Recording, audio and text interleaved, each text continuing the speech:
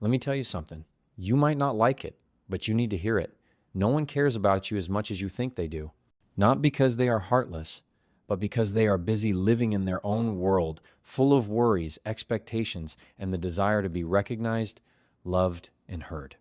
This world does not operate according to your emotions. It responds to how you make other people feel. Have you ever wondered why some people are loved wherever they go, even though they do not try to show anything special? Why others are always willing to help them, follow their lead, and listen to them without hesitation? Meanwhile, you have to try twice or even 3 times as hard, yet still cannot understand why every conversation seems to end in awkward silence. I am here to tell you this. Communication is not a skill, it is an emotional art. And like every art form, it does not start with what you say. It starts with how you make others feel. Most of the time, we do not truly listen to others. We are simply waiting for our turn to speak. And that unintentionally turns communication into a battle for attention rather than a space for connection between 2 human beings.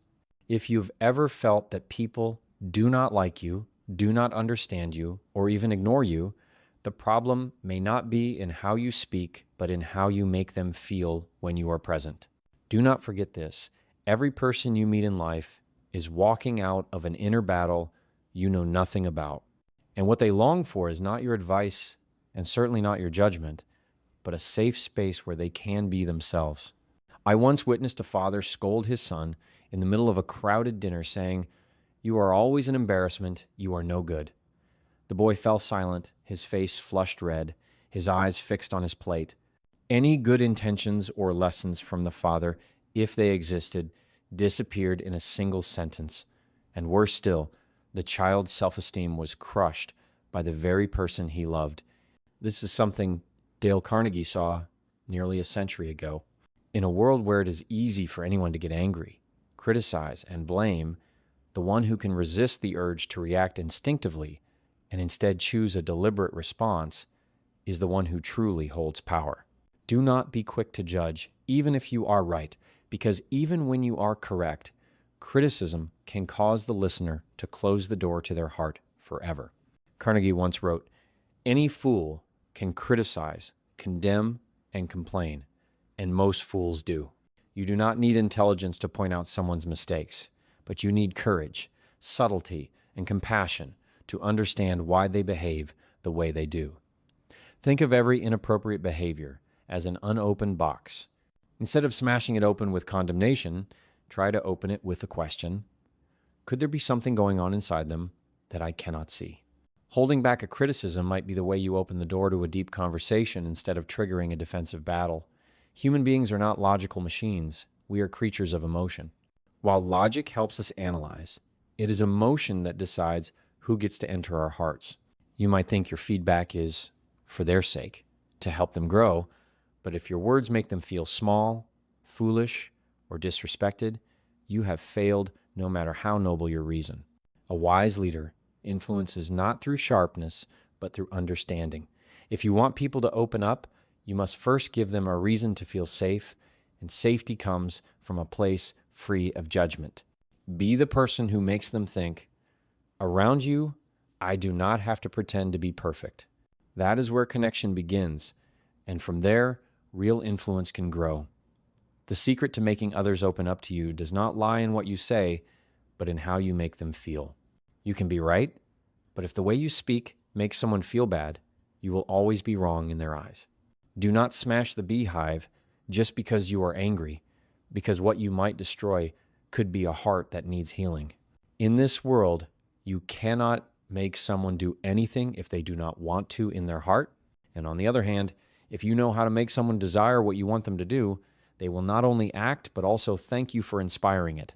The question is, how do you awaken that desire? Dale Carnegie called it the big secret, the greatest secret to touching someone's heart, making them feel appreciated. People live not only for money or fame, but for the feeling that they matter. Everyone is searching for a reason to believe that their existence has meaning, and when you are the first to give them that feeling, they will never forget you. A timely thank you, a look of recognition, a simple sentence like, "I truly appreciate what you did," can become the invisible glue that bonds you to another person more powerfully than any communication technique. But remember, appreciation only has value when it is genuine. Do not give empty compliments. Do not flatter. Do not use pretty words as a tool to manipulate, because people can always feel that. Flattery is cheap. And when you flatter, you do not make people feel better. You only make them feel used. True gratitude does not have to be complicated. It only needs to be timely and come from the heart. You see, someone has put in effort, you acknowledge it. You see, they helped you, even in a small way, you say it. There is no need to wait for a special occasion or a major achievement. It is the small things, when recognized, that touch the human heart the deepest. I remember once when a colleague left the office late, I simply said, "Thank you for staying this late to finish that part of the work. It really lightened the load for the whole team." He just nodded without saying a word, but the next morning I saw him bring coffee for the whole team, something he had never done before. That was not repayment, it was the natural result of someone feeling seen. Are you looking for ways to make people like you, cooperate with you, or simply build stronger relationships? Start with this question. When was the last time you gave someone a sincere thank you? Share that story in the comments, and if what you read here resonates with you, do not forget to like and subscribe so I can continue bringing you even more valuable insights in the next parts. Want to touch someone's heart? Start with the simplest thing. Make them feel that they matter. People do not act for you, they act for the way they feel when they are around you. Flattery is cheap, but genuine appreciation can open doors that no communication skill ever could. Most of us make the same mistake in communication. We talk too much about what we want and forget that the other person does not care. They are only thinking about themselves, about their needs, dreams, worries, and goals. This is not selfish, it is human nature. And the sooner you understand this, the faster you will create real influence. The most important principle in the art of persuasion is not to make someone understand you, but to make them feel that you understand them, and from there, guide their focus towards something bigger. Dale Carnegie called this stirring up in the other person an eager want, not by imposing, ordering, or persuading with logic, but by helping them see that what you want is exactly what they are looking for.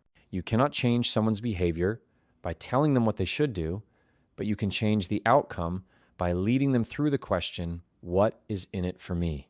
Gary Vaynerchuk, a well-known entrepreneur, shared that in every job interview, he spends most of the time not assessing the candidate's skills, but finding out what they truly want in life.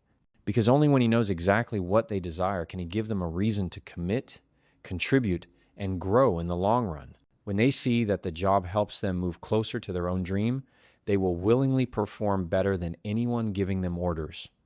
This is an unchanging principle. Every action comes from an internal need. A mother soothes her child to sleep, not because she enjoys it, but because she wants peace.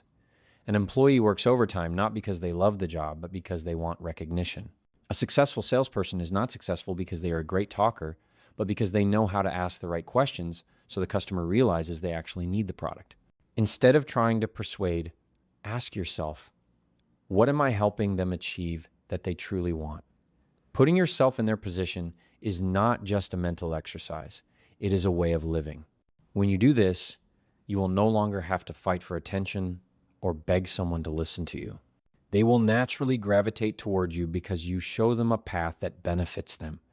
A great leader not only knows what they want, they know how to connect their desires to the goals of others. They do not manipulate, they guide. They do not control, they inspire. And what makes the difference is not the voice or the power, but the ability to ignite the right motivation in the right place at the right time.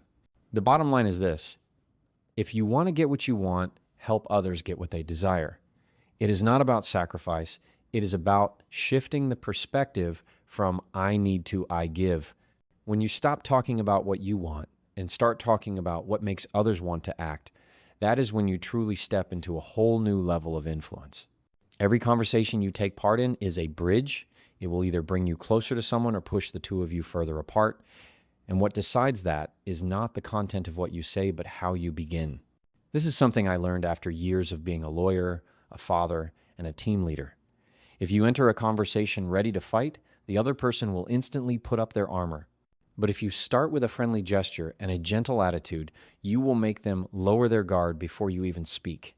Dale Carnegie expressed this with a beautiful image. A drop of honey catches more flies than a gallon of gall. And he was absolutely right. Friendliness is not just politeness, it is a smart strategy. In the first moments of communication, people are not evaluating your reasoning, they are feeling the energy you bring. If you enter with tense eyes, a harsh voice, and a cold expression, you have already lost the chance to connect, no matter how right your message is. But if you approach with patience, openness, and respect, others will willingly listen to you, because no one wants to cooperate with someone who feels like a threat, yet everyone softens toward a person who makes them feel respected. I once had a client, a man facing the possibility of losing custody of his children due to ongoing conflict with his ex-wife. When I asked him how he had spoken to her the last time, he replied, "I got straight to the point and said what I thought was right." I asked, "And what did that achieve?" He went silent. The truth is, the more you insist on proving you are right, the more you make the other person cling to their own stance. Not because they do not understand reason, but because you have made them feel threatened. The point is, in the most tense situations, emotions always control the game. And if you cannot manage your emotions from the very first moment, your reasoning will no longer matter. Starting friendly does not mean surrendering. It is a sign of inner control. It is the message you send out, I am not here to fight. I am here to understand, to cooperate, to find solutions. And that attitude is the most persuasive thing you can offer. You may have an entire list of valid reasons and a solid set of arguments, but if the other person feels attacked from the start, they will not hear anything you say after that. You want them to accept your point of view? Make them feel you are on the same side, not across the battlefield. Put connection above victory. Put people before being right. And remember, people will always forget what you said, but they will never forget how you made them feel in that first moment. Start with goodwill. That is the key to unlocking influence. Not loud, not forceful, simply creating a space where others want to step in with you. And that will always be the best way to begin any journey. In communication, most people set the wrong goal. They enter a conversation asking, how can I make others find me interesting? But those who truly influence do not ask that. They ask, how can I find others interesting? And that shift creates real attraction. People are always drawn to those who care about them. You want to be interesting in the eyes of others? Start by genuinely caring about their inner world. Not asking just for the sake of asking, not listening just to wait for your turn to counter, but truly being curious about their experiences, emotions, and the things that weigh on their minds. Dale Carnegie pointed this out nearly a century ago, yet it has never gone out of date. To be interesting, be interested. Think about the last time you met someone who made you feel lit up after a conversation. Maybe they did not say anything particularly special, but you left that conversation thinking, I just talked to someone amazing. Now look back, was it you who spoke more? That positive feeling came from being listened to, being cared for, being the center of the conversation. And the other person, the one who quietly listened, is the one who left the deepest impression. This is where many go wrong. They think that to influence, they must always be the one talking the most, knowing the most, leading the conversation. But what people really need, especially in a time when everyone is shouting to be heard, is someone who can stay silent at the right moment, someone deep enough to ask questions and patient enough to listen until the end. When you can do that, you are not just having a conversation, you are building a bridge. And you are not building it with arguments, but with presence. Theodore Roosevelt once said, "Nobody cares how much you know until they know how much you care." This is not just kindness. It is a powerful communication strategy because people only open up to those who make them feel understood, seen, and respected. And if you are the one who creates that feeling, you will always have a place in their heart, even without saying much or proving anything. You want others to like you, trust you, and follow you? Practice putting the other person at the center Ask them about what they care about the things that make them feel alive. Do not tell your story unless they truly want to hear it. Do not fight for attention, give it. Do not try to be the center of the spotlight. Be the light that makes others shine. That is how you become irreplaceable in their eyes. Listening, which may seem passive, is in fact the most active act in the art of influence. When you truly listen, you give away the most valuable things you have, your time, your attention, and your respect. And in return, you receive something more powerful than any skill connection. There is an unspoken yet incredibly powerful principle in every interaction: make others feel important. Not by praising, flattering, or pretending to admire them, but by truly seeing them, valuing the worth they bring, and making them realize it. Because the deepest thing every human being longs for is the feeling that they matter. No one wants to be just a number, a name skimmed over, or a background character in someone else's life. From the server in a coffee shop to the colleague sitting next to you, everyone is carrying an invisible sign that says, "Please show me that I matter." And if you are the first to read that sign, you will enter their world in a way no one else can. Dale Carnegie put it plainly: talk to people about themselves and they will listen for hours. Not because they are selfish, but because in a world full of competition and indifference, being cared for is a luxury. When you truly pay attention to them, ask about their experiences, and care about their feelings, you are doing something very few have the patience and sensitivity to do. I once met an elderly taxi driver in Houston. Throughout the ride, he did not say much. I asked him a few things about his life, simply, "How long have you been doing this?"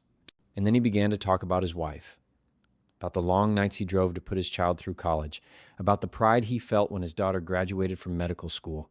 I was not just hearing a story, I was hearing a life. And when I stepped out of the car, he shook my hand, looked me straight in the eye, and said, "Thank you for asking. Thank you for listening." You see, the feeling of being cared for can brighten a person's day, their month, and sometimes their memory for years. And it requires no advanced skill at all, only a heart. The way you look at them, the way you call them by their name, the way you remember a small detail from a story they once told, all of these things add up and say to them, "You are worth my attention." The truth is, no one ever forgets the person who made them feel respected. People may not remember what you said, they may not remember how talented you are, but they will always remember how it felt to be seen by you exactly as they are. And from that feeling, you do not just build a relationship, you build trust. You do not need power to create influence. You only need to use the greatest power we all possess: genuine attention, a greeting paired with an honest look, a thank you at the right moment, a small gesture of recognition. These are the things that make you irreplaceable in someone else's eyes. You do not need to try to be great. Be the person who makes others feel great when they are around you, and you will see magic begin to happen in every conversation, every relationship, and every ordinary moment. When entering a tense conversation, the first thing many people think about is how to prove they are right. But there is something more important than being right, and that is the outcome. If you have ever won an argument but lost the relationship afterward, you know that winning a debate does not mean you win in life. Dale Carnegie made it clear: the only way to get the best of an argument is to avoid it. Avoiding an argument does not mean surrendering. It is how you keep yourself in a position of control, manage your emotions, and steer everything towards solutions instead of destruction. When you let emotions lead the way, all reasoning becomes useless. No one truly listens when they feel threatened. No one is ready to receive when they are put on the defensive. I have been in rooms where all sides were skilled in reasoning, all had evidence, and all had legitimate reasons to be angry. But it was the person who could take a step back, take a deep breath, and ask the right question at the right time who was truly leading. They did not shout louder, they did not hit harder, they stood firmer. In an emotional storm, calmness is the position of strength, and sometimes stepping back is the only way to move forward. The problem is, we often get swept up in the wave of pride, with the ego shouting in our heads, "I cannot let them be wrong," without saying something. But ask yourself, what do you really want? a temporary victory, or a lasting change in the relationship. Because if all you focus on is countering, you might win the reasoning but lose the trust entirely. And in the long run, that is always too high a price. Instead of reacting impulsively, place a buffer between your emotions and your actions. Ask yourself simple yet powerful questions. Will what I am about to say help improve this situation? What does the other person really need? Understanding, recognition, or simply someone to listen? Those questions pull you out of instinct and into control, and that is where influence begins. One thing I have learned after hundreds of negotiations and thousands of hours working with people, from clients in deadlock to colleagues in conflict, is this. Every conflict can be resolved if there is one person strong enough not to be driven by temporary emotions. And that person is often not the one who talks the most, but the one who knows when to speak. Avoiding an argument is not evasion. It is choosing another way to resolve it, a wiser and longer-term way. It requires you to control your anger, hold back sharp words, and instead create a space where the other person does not feel attacked. Your calmness can be the reason the other side lowers their guard. And when both sides lay down their weapons and truly listen to each other, that is when real change happens. We can never change someone by making them feel small, but we can inspire them to change with calmness, compassion, and the deliberate choice to say, I do not need to win this argument. I want to win their trust, and that is worth far more. There is a very human yet extremely dangerous habit in communication. When faced with disagreement, we often tell the other person straight to their face that they are wrong. And in that moment, no matter how right you are, you have lost the most valuable thing, connection. Dale Carnegie once said, "You cannot teach anyone anything by telling them they are wrong. You can only help them discover the truth for themselves." And that is true in every role, as a parent, a leader, a partner, or a friend. The truth is, no one wants to feel stupid. No one wants to be criticized in front of others. Being told you are wrong does not just hit the argument. It hits the ego, the self-esteem, and the dignity. And what is the result?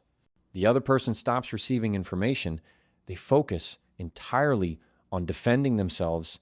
In my role as a lawyer, I have seen countless situations where a single sentence could either spark cooperation or blow away every chance of it.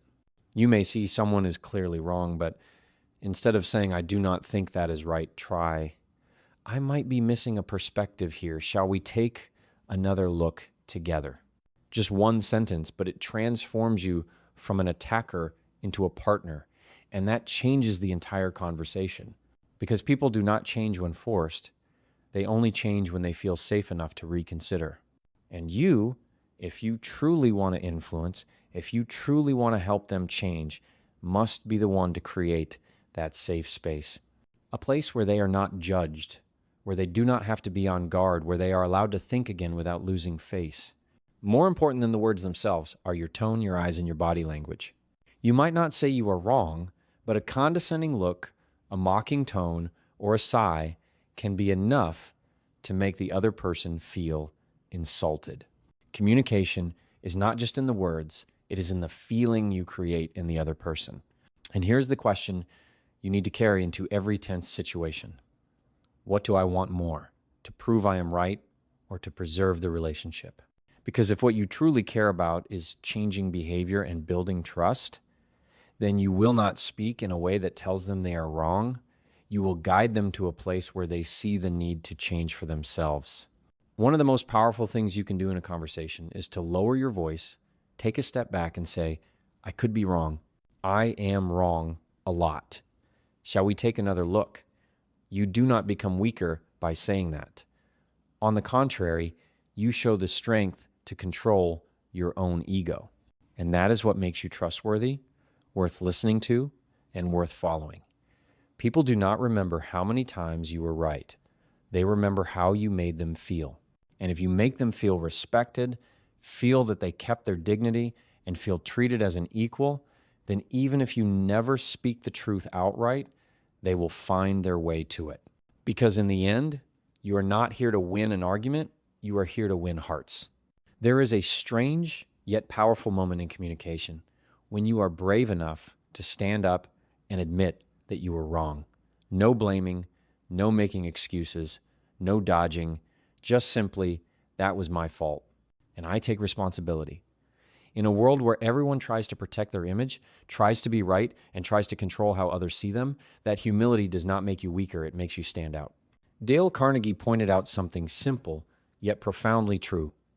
If you are wrong and you know it, admit it quickly and emphatically.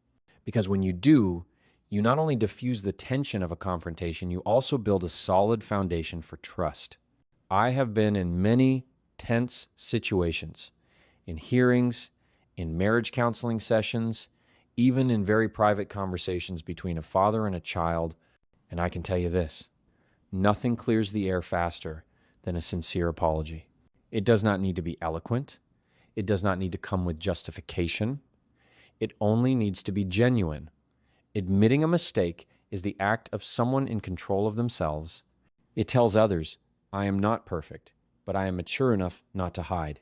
And the remarkable thing is, when you honestly acknowledge your mistake, the other person often does not have the heart to keep blaming you.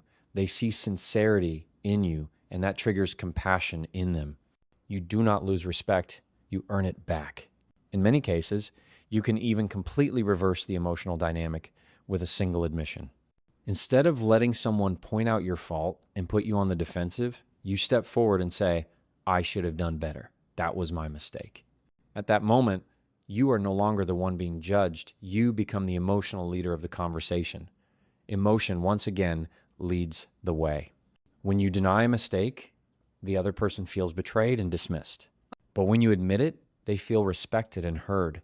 And that positive emotion creates space for both of you to move forward instead of getting stuck in a pointless battle.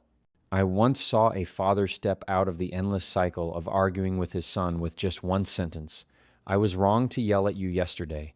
I reacted too quickly. I am sorry. No more anger, no more distance, only connection. And from then on, every conversation became easier, not because the child was afraid, but because he felt respected. We cannot avoid making mistakes, but we can always choose how we respond to them. And if you are the first to take off the armor of pride, you are paving the way for healing, for real dialogue, and for a relationship stronger than any justification could build. Remember, a person of influence is not the one who is always right, but the one who knows how to make things right before it is too late. There is an unspoken rule in the art of communication. The way you start a conversation determines how it will end. And nothing creates a more positive outcome than a friendly beginning. It sounds simple, but in reality, when emotions are stirred and conflict flares up, the first thing we often lose is kindness. We walk in with guardedness, a sharp tone, and suspicious eyes, then wonder why the other person reacts negatively. The truth is, the energy you bring will directly influence the mindset of the other person. You are tense, they are defensive, you attack, they counterattack, but if you approach with respect, a gentle voice, and an understanding look, you will see something remarkable. They soften, they open up, they listen. Dale Carnegie once compared friendliness to a drop of honey, more attractive than a gallon of gall, and he was absolutely right. People are not persuaded by logic first. They are influenced by emotion. You can be right, you can make perfect sense, but if you start with a confrontational attitude, the only thing you will get in return is a closed door.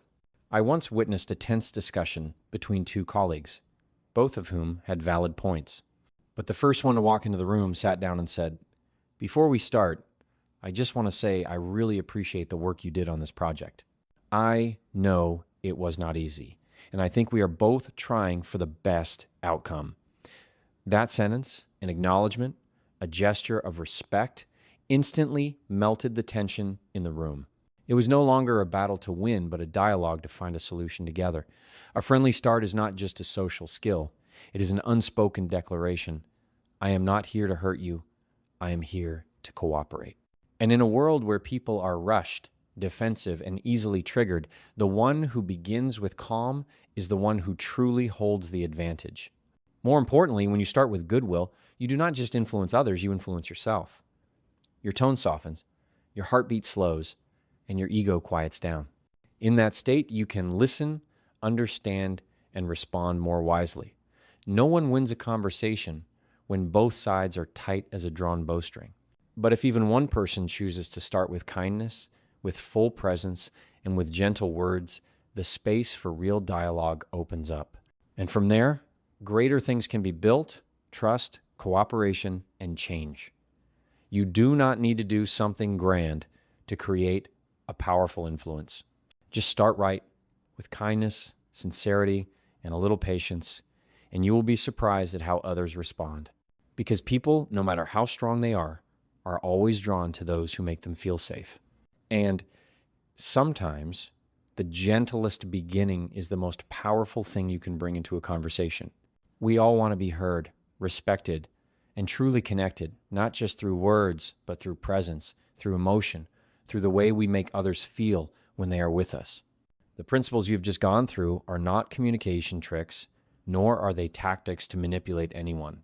They are ways to live more deeply, to build more meaningful relationships, and to become the kindest and most influential version of yourself. It will not be easy. There will be moments when you want to react on impulse, to speak out in frustration, to win an argument. But if you can pause, take a deep breath, and remember just one thing: I want to connect, not divide, then you are already different from most of the world. And that difference will be what makes you stand out, what makes you trusted and genuinely loved. I know you can do it, little by little, conversation by conversation. Each time you choose calm over anger, understanding over judgment, sincerity over proving yourself, those choices, small as they may seem, when repeated, will turn you into someone everyone wants to be around. Thank you for staying with me until the end of this journey. Thank you for taking the time to listen, not just to me, but to the voice inside you, the voice that longs to become a better person. I wish you health, strength, and peace in every encounter you have.